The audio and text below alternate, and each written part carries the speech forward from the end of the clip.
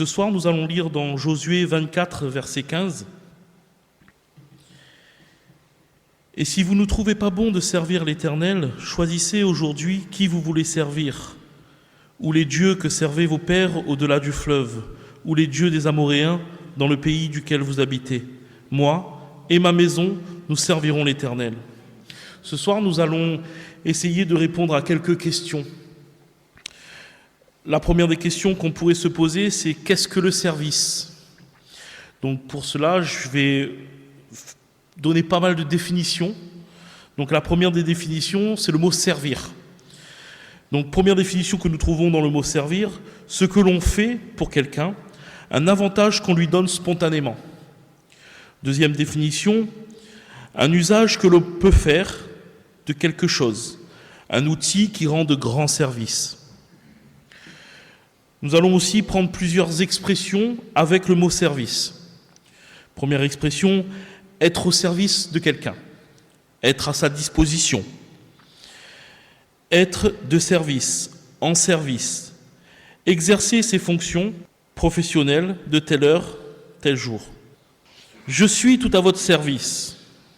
Une formule de politesse impliquant qu'on répondra à une demande. Prendre son service, commencer l'exercice de ses fonctions. Qu'y a-t-il à votre service ? Que désirez-vous ? En quoi puis-je vous être utile ?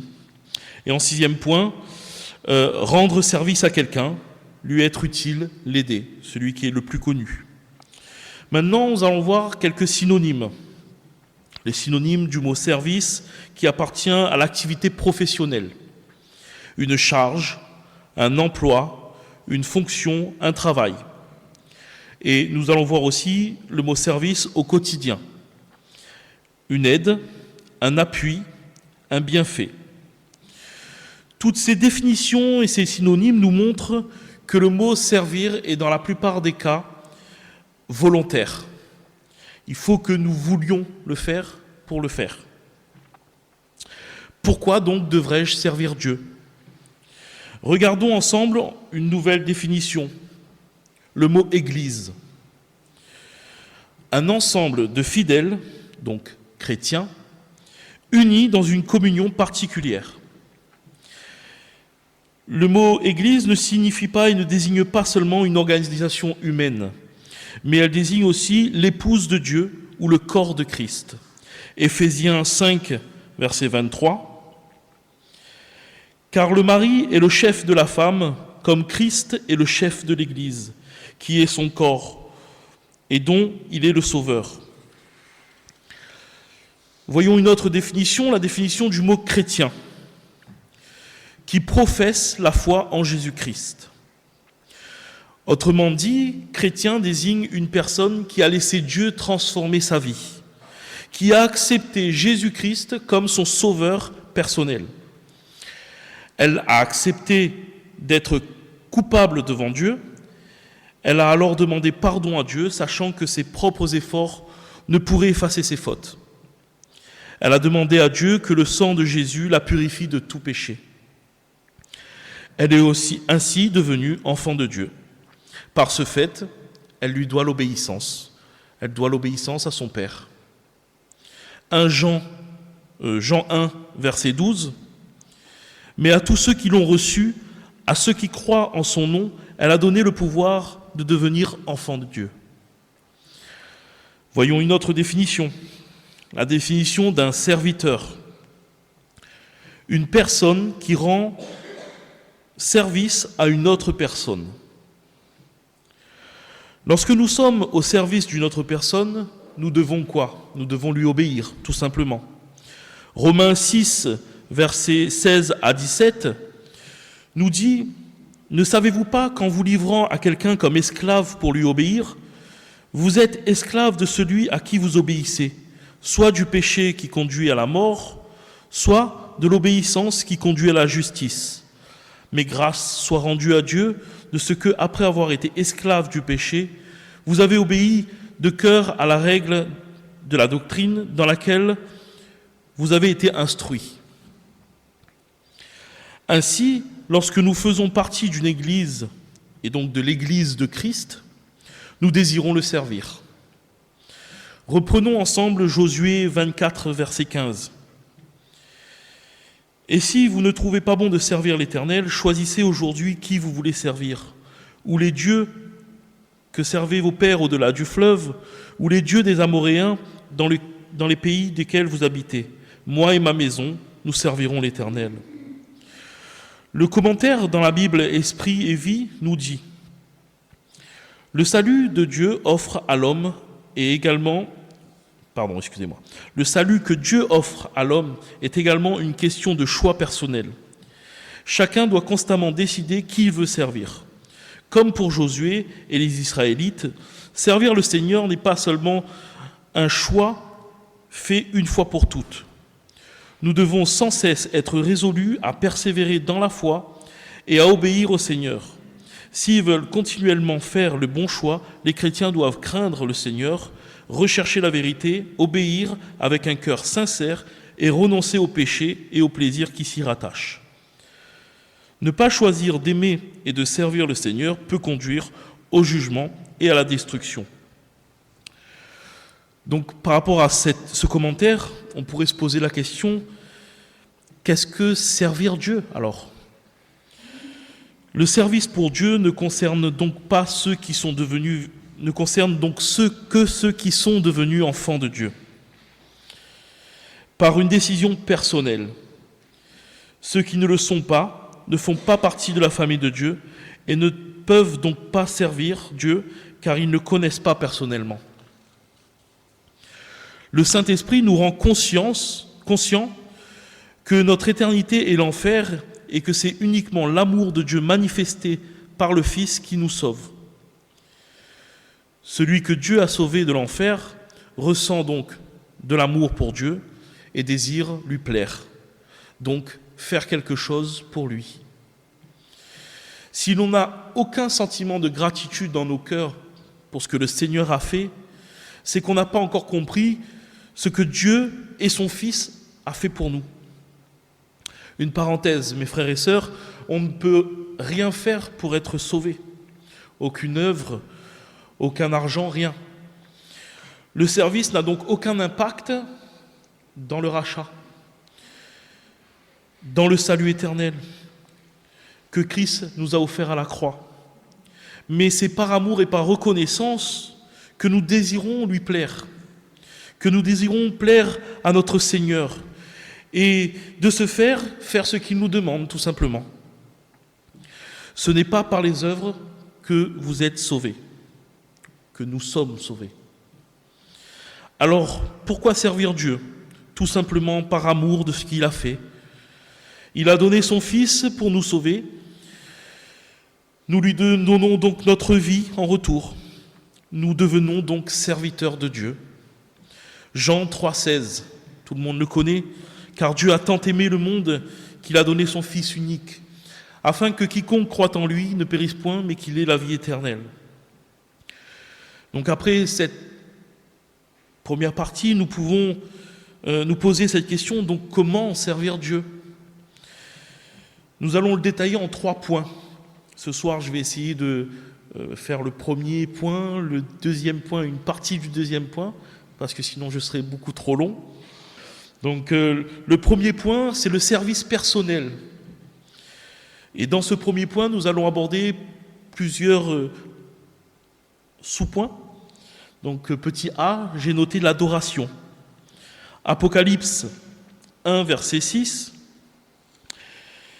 Et qui a fait de nous un royaume, des sacrificateurs pour Dieu son Père.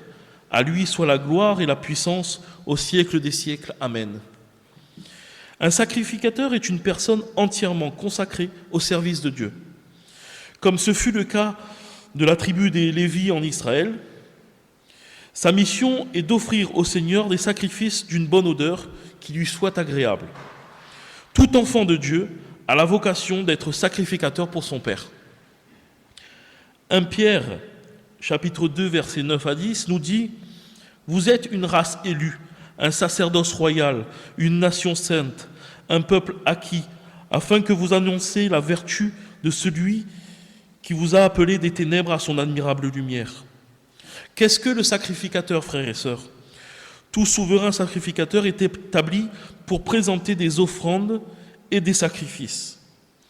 C'est pour cela qu'il est écrit dans Hébreux chapitre 13, versets 15 à 16, « Par lui, offrons sans cesse à Dieu un sacrifice de louange, c'est-à-dire le fruit de nos lèvres, qui confesse son nom, et n'oubliez pas la bienfaisance, la libéralité, car c'est à de tels sacrifices que Dieu prend plaisir. » La première phrase, c'est « par lui ». Par lui est traduit par le mot grec « autos », qui signifie « lui », « les »,« eux »,« c'est »,« il »,« elle ». Donc par lui, par Jésus, par le Saint-Esprit, par ces deux personnes qui nous aident sans cesse à offrir ce sacrifice de louange à Dieu. Et donc c'est pour que nous puissions offrir à Dieu aujourd'hui notre adoration. Jean 15, verset 13, « Il n'y a pas de plus grand amour que de donner sa vie pour ses amis. » Quand on aime Dieu, on lui donne le meilleur. Amen. Le plus grand sacrifice à faire au Dieu très haut, c'est quoi, frères et sœurs? C'est sa propre vie. Car on n'en a qu'une seule. Ainsi, notre premier service, c'est l'adoration. Romains 12, verset 1, « Je vous exhorte donc, frères, par les compassions de Dieu, à offrir vos corps comme un sacrifice vivant, saint, agréable à Dieu, qui sera de votre part un culte raisonnable. » Dans le point B, j'ai noté la prière. Après, c'est vrai, vous allez voir, je suis assez court sur ces points, parce que si je rentrais dans plus de détails, on pourrait faire des prédications dans chaque point. Une prédication sur l'adoration, une prédication sur la prière. Il y aurait tellement de choses à dire. J'ai synthétisé tout ça pour que ce soir, vous puissiez prendre le meilleur.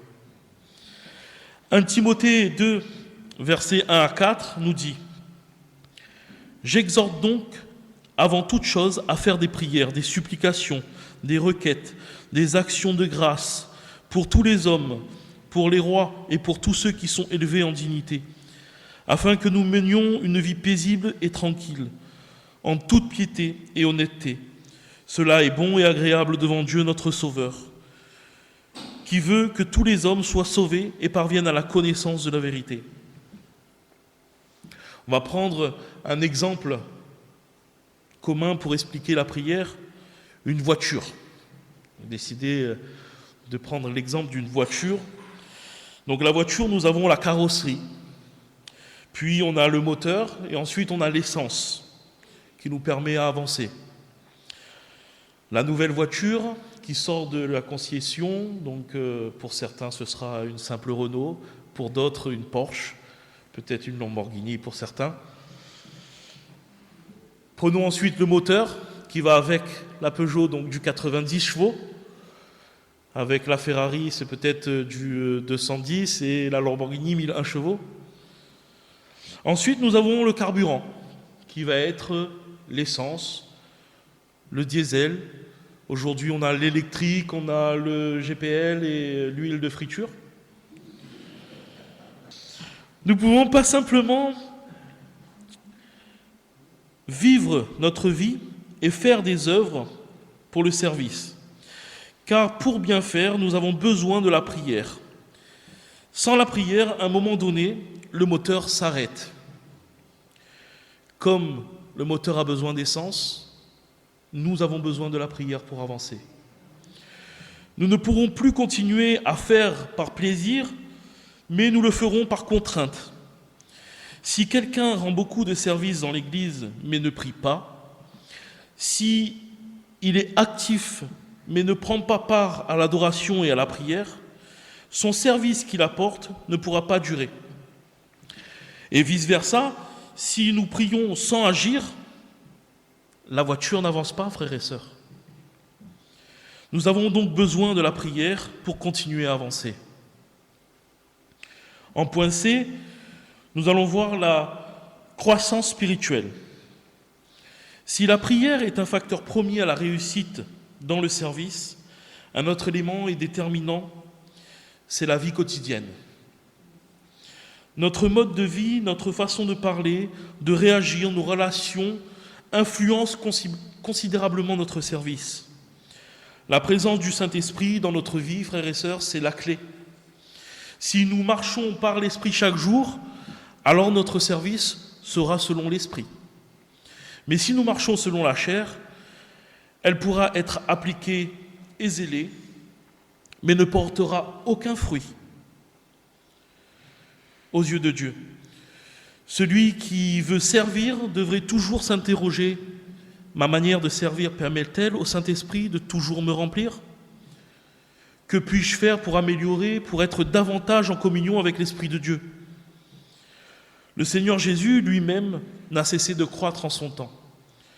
Nous voyons dans Luc, chapitre 2, verset 40, « Or l'enfant croissait et se fortifiait, il était rempli de sagesse et de grâce, et la grâce de Dieu était sur lui. » Luc 2, chapitre 52, « Et Jésus croissait en sagesse, en stature et en grâce devant Dieu et devant les hommes. » J'ai surligné le mot « croisser ». Croître vient du grec « prokopto », ce qui signifie de l'avant, avancer, procéder. Cela signifie aussi augmenter, progresser, faire des progrès. Marc, chapitre 1, verset 35. Vers le matin, pendant qu'il le faisait encore très sombre, il se leva et sortit pour aller dans le lieu désert où il pria. Nous voyons, Watchman Nee a écrit « Si le Seigneur devait se lever tôt pour faire ces choses, combien plus devrions-nous aussi nous lever tôt? Aucun frère ni aucune sœur qui veut suivre le Seigneur ne devrait penser que cela ne fait que peu de différence de se lever une heure plus tôt. » En effet, frères et sœurs, si nous voulons croître spirituellement au point de devenir un intime de Dieu, si nous voulons être transformés profondément dans notre homme intérieur, au point d'impacter puissamment notre génération, comme le Seigneur attend de chacun d'entre nous, bien sûr, nous devrions aussi apprendre à passer du temps, seul à seul, dans la présence de Dieu. Pour cela, nous devrions nous déconnecter régulièrement de nos multiples occupations, préoccupations quotidiennes, afin de nous connecter à la source qui est notre Père céleste. Donc se lever aux aurores, comme le Seigneur l'a fait, afin de se rapprocher du Père céleste, est une chose tout à fait normale. Ensuite, prendre du temps pour méditer sa parole chaque jour en la lisant. Romains 10, verset 17. Ainsi, la foi vient de ce que l'on entend, et ce que l'on entend vient de la parole de Christ. Donc, ayons donc pour habitude, frères et sœurs, de nous retirer seuls, le plus régulièrement possible, pour des moments seul à seul avec lui. Aussi, si le Seigneur vous fait passer par le désert, acceptons le temps d'enseignement et de renouvellement sans murmure pour notre propre croissance. Profitons-en pour nous rapprocher encore plus de son trône et de ses commandements. Dans le psaume 119, versets 98 à 100, le roi David a pu écrire « Tes commandements me rendent plus sage que mes ennemis, car je les ai toujours avec moi. Je suis plus instruit que tous mes maîtres, car tes préceptes sont l'objet de ma méditation. J'ai plus d'intelligence que tous les vieillards, car j'observe tes ordonnements. » En agissant de la sorte, le Saint-Esprit ne cessera de nous conduire en toutes choses. En plus de nous emmener à croître sans cesse en sagesse, en stature et en grâce pour la gloire de Dieu. Frères et sœurs, notre premier service, avant tout, est un service personnel qui a pour but de croître spirituellement par l'adoration, par la prière personnelle à Jésus notre Sauveur. Ce premier service, nous pouvons commencer, après ce premier service, nous pouvons commencer à prendre part au second service. En deuxième point, nous allons entamer le service en commun. Petit a, j'ai noté la présence dans l'église locale. Je sais que le frère l'a abordé il n'y a pas très longtemps de ça. Mais il est important la présence, mes frères et sœurs, dans notre église. Il est important de relever que c'est le Seigneur lui-même qui a ajouté des membres à l'église. Dieu ne nous veut pas seuls, frères et sœurs. Genèse 2, verset 18, nous dit « L'Éternel Dieu dit, il n'est pas bon que l'homme soit seul, je lui ferai une aide semblable à lui. » C'est vrai que ce verset, on l'emploie souvent dans les mariages. Mais l'idée même de la solitude n'est pas dans le plan de Dieu. Dieu était avec Adam. Pourtant, il a estimé que ce n'était pas suffisant. Il lui a donné une aide, il lui a donné une famille. De même, bien que le Seigneur soit avec nous dès notre nouvelle naissance, nous avons besoin néanmoins d'une famille spirituelle. C'est ce que représente l'Église locale. Marc 10, versets 29 à 30, Jésus répondit « Je vous le dis en vérité, il n'est personne qui, ayant quitté à cause de moi et à cause de la bonne nouvelle, sa maison, ou ses frères, ou ses sœurs, ou sa mère, ou son père, ou ses enfants, ou ses terres, ne reçoive au centuple. Présentement dans ce siècle-ci, des maisons, des frères, des sœurs, des mères, des enfants et des terres, avec des persécutions, et dans le siècle à venir, la vie éternelle. » Le Seigneur nous promet là, frères et sœurs, alors c'est vrai que c'est bizarre, on peut lire qu'il faut qu'on perde des frères, des sœurs, mais le Seigneur nous promet de nous donner en abondance des frères, des sœurs, des pères, des mères. Et donc le Seigneur là nous parle d'une famille spirituelle qui en fait est la nôtre et qui nous attend où, frères et sœurs? Au sein de notre église locale. Donc nous voyons que c'est un acte d'obéissance, tout simplement d'être présent dans notre assemblée. Jésus a exhorté ses disciples à être ensemble dans l'attente du Saint-Esprit. Aussi, Paul disait dans Hébreux 10, verset 25, « N'abandonnons pas, Hébreux 10, 25, « N'abandonnons pas notre assemblée comme c'est la coutume de quelques-uns, mais exhortons-nous réciproquement à cela, autant plus que vous voyez s'approcher le jour. » Ainsi, aller dans une église locale est tout simplement un acte d'obéissance inspiré de Dieu par le Saint-Esprit. Donc le premier service d'église est une présence active aux réunions. L'église, c'est avant tout un rassemblement de fidèles. Si elle peut agir par divers services organisés, elle existe tout d'abord dans le cadre de certaines rencontres spirituelles. Si nous ne sommes pas présents, tous les services qui peuvent être présents dans l'église ne servent à rien. Le service commence donc là. Certains voudraient accomplir de grandes choses en venant au culte du dimanche. C'est impossible. La base de l'engagement dans l'Église, c'est une participation régulière aux réunions, bien sûr dans la mesure du possible. Toutefois, il ne s'agit pas d'être simplement présent et passif. Le service commence par une attitude active. En point B, nous allons voir l'accueil mutuel. La réunion, frères et sœurs, ne commence pas au premier chant, mais bien avant, lorsque nous nous retrouvons pour le Seigneur. La Bible dit dans Romains 15, verset 7, « Accueillez-vous donc les uns les autres comme Christ vous a accueillis pour la gloire de Dieu. Nous ne pouvons pas tous nous engager, c'est vrai, dans le service d'accueil, mais nous devons tous nous accueillir mutuellement. L'accueil apporte une atmosphère de joie propice à la vie spirituelle. Et c'est vrai que même moi j'ai fait l'expérience. Au début, nous nous accueillons tous parce que nous avons le feu, nous sommes zélés. Et puis, petit à petit, nous commençons des services.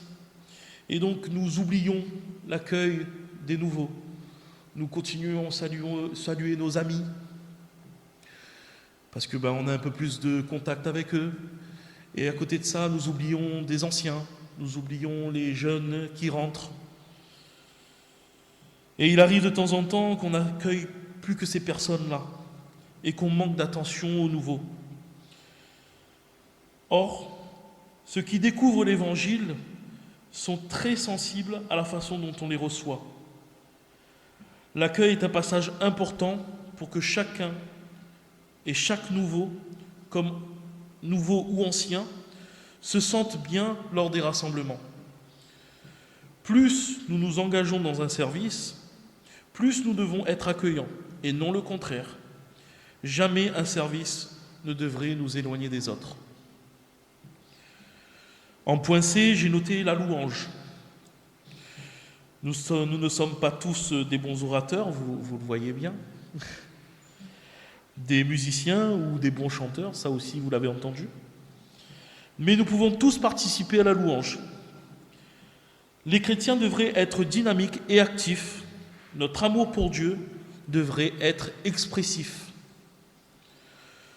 On peut louer Dieu dans son cœur, mais dans les Écritures, la louange est quelque chose qui s'entend, frères et sœurs. Paul parle dans Éphésiens 5, verset 19. « Entretenez-vous par des psaumes, par des hymnes et par des cantiques spirituels, chantant et célébrant de tout votre cœur les louanges du Seigneur. » Nous voyons aussi dans Luc, chapitre 19, versets 37 à 40. « Et lorsque déjà il s'approchait de Jérusalem, vers la descente de la montagne des Oliviers, toute la multitude de disciples, saisis de joie, se mit à louer Dieu à haute voix pour tous les miracles qu'il avait vus. Il disait « Béni soit le roi qui vient au nom du Seigneur, paix dans le ciel et gloire dans les lieux très hauts. » Quelques pharisiens du milieu de la foule dirent à Jésus « Maître, reprends tes disciples. » Et il répondit « Je vous le dis, s'ils se taisent, les pierres crieront. » Nous pouvons voir l'importance de la louange audible. Les disciples louaient Jésus à haute voix et les pharisiens demandent à Jésus de les faire taire. Mais Jésus leur répond que s'ils se taisent, c'est les pierres qui crieront. Louer à haute voix quand le moment se présente est une forme de service pour Dieu. Il y a des moments où nous devons dire Amen, tout simplement à la prière de notre frère. Il y a des moments où nous devons prier nous-mêmes, des moments où nous devons rester dans le silence, et des moments où être dans la clameur pour Dieu. Autrement dit, nous devons ouvrir la bouche pour louer. Amen. En point D, nous allons voir, et je pense que on va terminer par le point D, c'est la prédication. Nous savons qu'il est important de lire la Bible et d'aller à l'église et d'écouter la parole de Dieu. Mais c'est vrai que c'est difficile de retenir ou d'en tirer des leçons. La solution pourrait être dans notre façon d'écouter, frères et sœurs. Le livre de Néhémie raconte une période où les Israélites avaient besoin d'entendre l'Éternel. Après 70 ans de captivité à Babylone, ils étaient retournés dans leur pays.